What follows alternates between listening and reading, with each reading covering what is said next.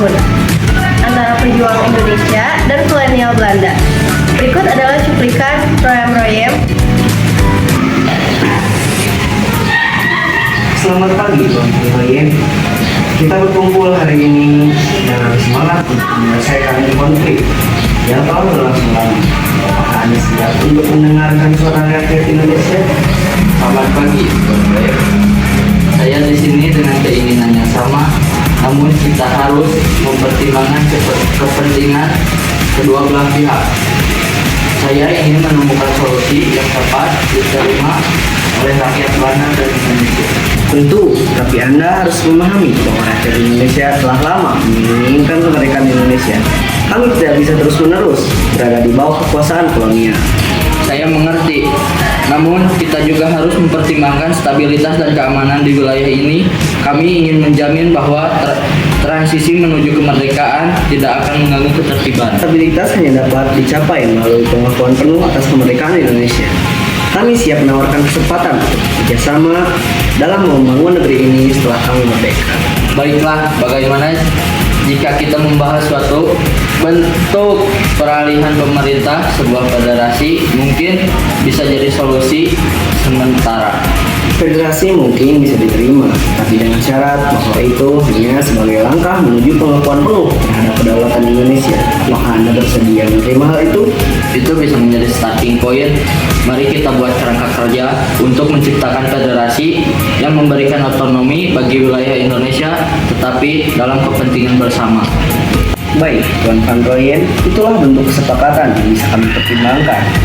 Mari kita lanjutkan perundingan ini sehingga kita bisa mencapai hasil yang memuaskan bagi kedua belah pihak. Baik, mari kita bahas lebih dalam dan menemukan solusi konflik bagi masa depan Indonesia.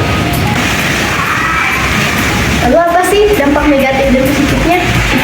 Dampak positif dari perundingan Royem-Royem adalah pengakuan internasional. Perundingan ini menjadi langkah awal pengakuan internasional terhadap kemerdekaan Indonesia. Meskipun penuh dengan syarat dan kompromi, akses menuju kemerdekaan. Perundingan ini membuka jalan bagi Indonesia untuk mendapatkan kedaulatan penuh yang diakui secara resmi melalui konferensi Meja Bundar di Belanda pada akhir tahun 1949. Pengurangan konflik. Terjadinya perundingan ini mengurangi ketegangan dan konflik bersenjata di Indonesia, memberikan kesempatan untuk stabilitas lebih lanjut. Pendirian negara federasi. Meskipun tidak sepenuhnya diinginkan, perundingan membawa konsep federasi yang memberikan otonomi kepada daerah, yang merupakan bagian identitas politik Indonesia. Meningkatkan kesadaran politik. Proses perundingan ini meningkatkan kesadaran politik masyarakat Indonesia mengenai pentingnya diplomasi dan negosiasi dalam mencapai tujuan. Dampak negatif dari perundingan Royem-Royem. Kompromi dan konsekuensi pengakuan kemerdekaan Indonesia di bawah syarat yang diajukan menunjukkan bahwa perjuangan untuk kemerdekaan belum sepenuhnya berakhir. Ada hal-hal yang harus dikompromikan. Kepemimpinan yang terbagi. Perundingan ini menimbulkan perpecahan di kalangan elit politik Indonesia mengenai cara terbaik untuk mencapai kemerdekaan, menciptakan ketegangan dan perbedaan pandangan, rasa frustasi di kalangan rakyat. Banyak rakyat Indonesia merasa bahwa hasil perundingan tidak sejalan dengan harapan mereka untuk kemerdekaan yang penuh dan tanpa syarat. Ini dapat menimbulkan ketidakpuasan dan desakan untuk pergerakan lebih lanjut. Kekhawatiran keamanan. Perundingan yang menekankan pada stabilitas keamanan seringkali dianggap oleh rakyat sebagai perhatian bagi kepentingan Belanda bukan Indonesia.